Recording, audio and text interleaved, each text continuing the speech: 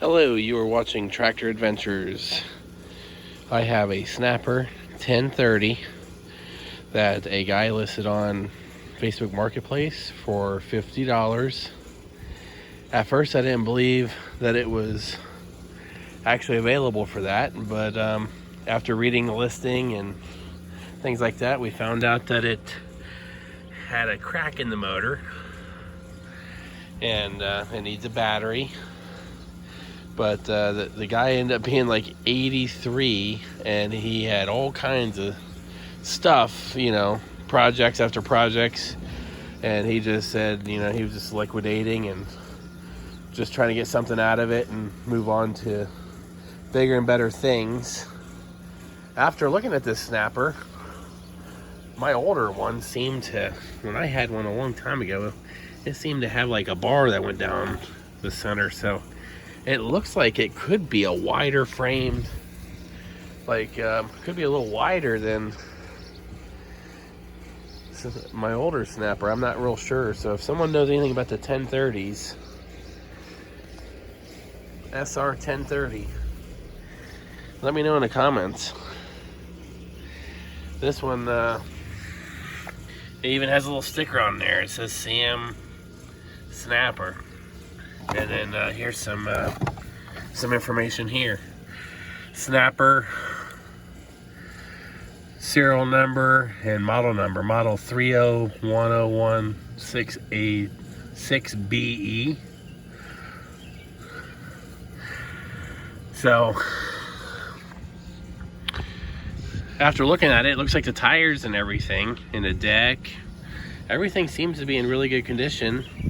So, since I like tinkering with tractors and projects and things, I have an extra engine, and what I wanted to do was possibly make like a mini series on engine removal, engine insulation,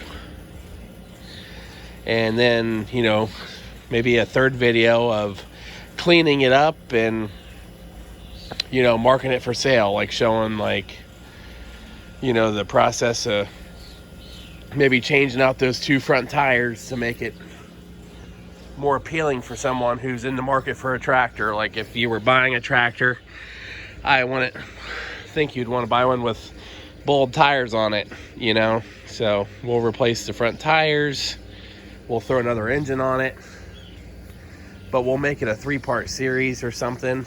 Try to make it a little fun, and probably try to put some life back into this thing. I mean, I found a Snapper forum online, and I posted just recently and said, is it worth saving? And a lot of people said, save it, repower. So this is the series, Snapper 1030 repower series.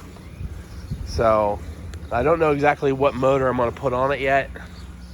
Could be a little higher in horsepower, could be a little lower. The main thing is I get the motor on there, and everything seems to be together in terms of the wiring. So it would be nice just to have one that just did like a plug and play, rather than having electronic this and that or whatever. Like some of them, like that carburetor down there, some of them have electronic solenoids, this one doesn't. So you don't want to get into stuff sometimes that needs extra wiring. You can surely do it, it's just you don't want to overcomplicate it, and then you might have to reroute the exhaust, or they might have to buy a custom exhaust to bolt onto whatever engine you need on here.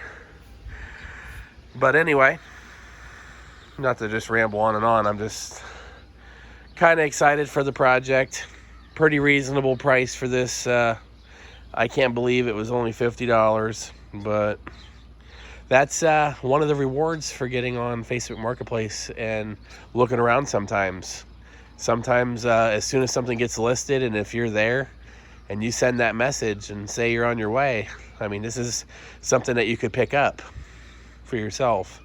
And with a little mechanical knowledge, you could, have a you know, another tractor laying around that has a good engine and you can just swap it. And or somebody could go out and buy, you know, like a Harbor Freight engine, or, you know, find another used engine. There's lots of ideas out there. But this is James with Tractor Adventures.